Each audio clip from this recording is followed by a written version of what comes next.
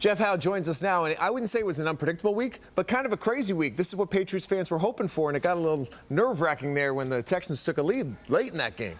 There was a big celebration down just outside of the Patriots locker room. They have the VIPs, you know, the friends and family who were gathering around waiting for everybody to leave, and that place erupted as soon as the Eagles won it with that kick there.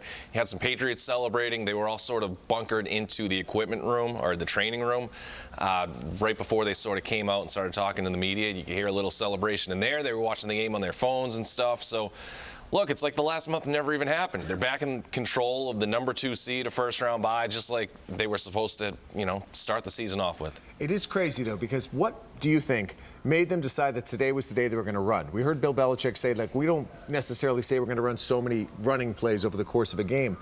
But they were pretty good against the run. I mean, the Bills were in the top 10 against the run coming into this game. So what made them think, do you think that they would run against this team? Well, a couple things. The less important thing is it's so hard to predict what Josh McDaniels is trying to do. I mean, even in game, he goes to the run, away from the run, and it's sort of herky-jerky, you know, even from series to series. But this one, it was totally successful, and they had to ride it. Second, and most importantly, I really think they're trying to manage Tom Brady as much as possible before the playoffs. The left knee is an issue, not to the point where it's like a major injury or anything like that, but, you know, whether it's I haven't locked it down what exactly it is. I know it's not a ligament issue, whether it's a deep bone bruise or a deep bruise in there, or, you know, just something that's going to require an off-season scope. You know, this is a pain management situation that he's been dealing with for the better part of the last 2 months. And you go into this stretch, you know that, you know, entering the day, you're 6-0 at home, now 7-0. You've got the Bills and the Jets, who you should beat. You're feeling pretty good. If you can get through these 2 weeks with a couple wins and then have the Texans sort of help you out on the other side of it and keep Brady, you know, again, as comfortable as possible before the playoffs, then you say, okay, take the governor off and go full tilt in January. Tell me a little bit more about Brady, because you kind of put that in there as your thoughts. How do you dictate, how do you figure out what's going on with him at this point? Because it's like trying to break through Fort Knox. Yeah, I mean, it's look, this is something that has followed him since at least Tennessee. He took a couple shots to the knees in that game. Right now, it's the left knee. So again, this was described to me several weeks back as something that's manageable and treatable and is in no way going to deter him from playing in a game. Not that we ever would expect it to.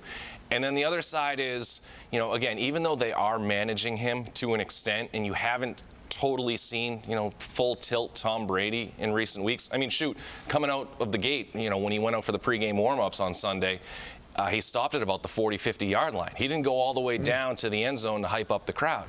So there are signals that say, hey, you know what, things aren't completely right, even though he's saying he's 100% healthy.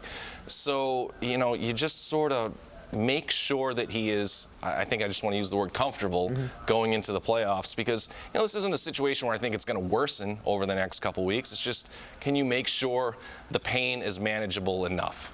Things aren't 100% right with Rob Gronkowski either. At what level should we be concerned about the fact that he's not involved much, and when he was, ball slips right through his hands?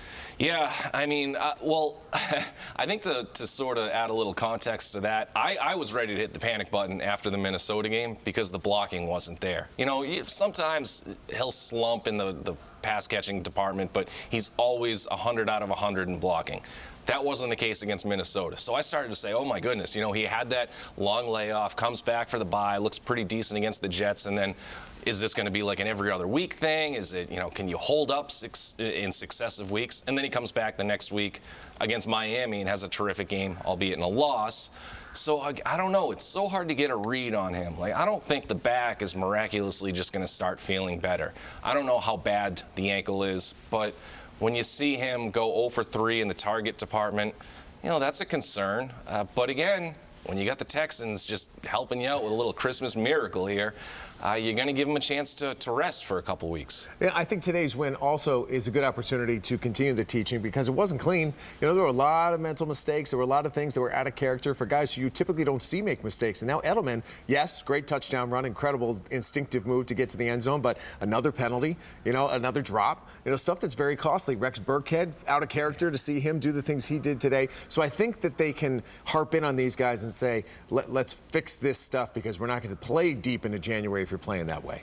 Yeah, no doubt about it. I mean, I actually was talking to guys about that throughout the week. You know, this is a common refrain for them. You hear Bill Belichick tells these guys, before you win a game, you have to not lose it.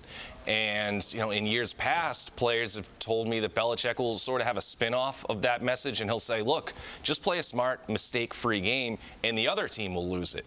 And the last couple weeks, you know, going into the Bills game, the Patriots have been the ones that have made these mistakes that have cost them games. The miracle in Miami, the 14 penalties in Pittsburgh. Shoot, back it up a few more weeks, that Jets game, 11 penalties against the Jets that they got away with. So Edelman, after that Pittsburgh game, says, hey, the penalties need to clean up, and it starts with me.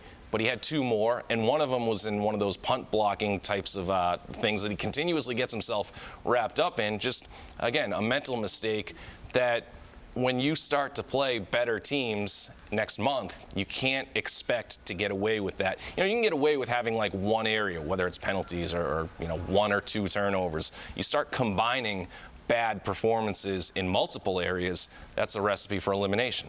Jets scored 38 points today, yes, against the Packers, but they scored 38 points. I know they lost the game. They're going to come in with some sort of confidence.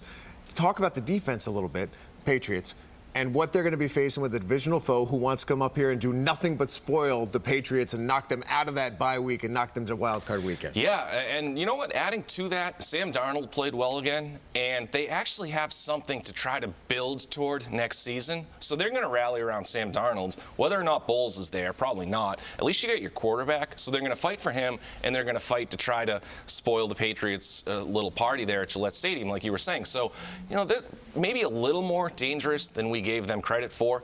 But you talk about the Patriots defense, you know, 3 straight horrendous performances against the run. And they played really well. They contained Josh Allen. They really, when he tried to step up, tried to make a play with his feet, there was always somebody in his face. So the discipline's been better. Interestingly enough, they benched Adrian Claiborne, who has had some of those containment issues. And then against the run, point of attack, better execution, getting off your blocks better. Thing I really, really liked, Malcolm Brown recovered that fumble 25 yards downfield. Malcolm Brown's had a tough month, but he's still going out there busting it downfield. I mean, how many times a season does a guy like that do that? Like 100-something times, and it's almost never worth it. So he kind of reaps a little reward from that hustle. It's a little thing, but it was something I really like to see, just in terms of the big picture. Mentally, where are you at going into the playoffs? All right, a little bit back on track. That's where we are. Merry Christmas. Yeah. Thanks, as always. Going to be a fun week. Patriots and Jets next Sunday back at Gillette Stadium. That's Jeff Howe from The Athletic Boston.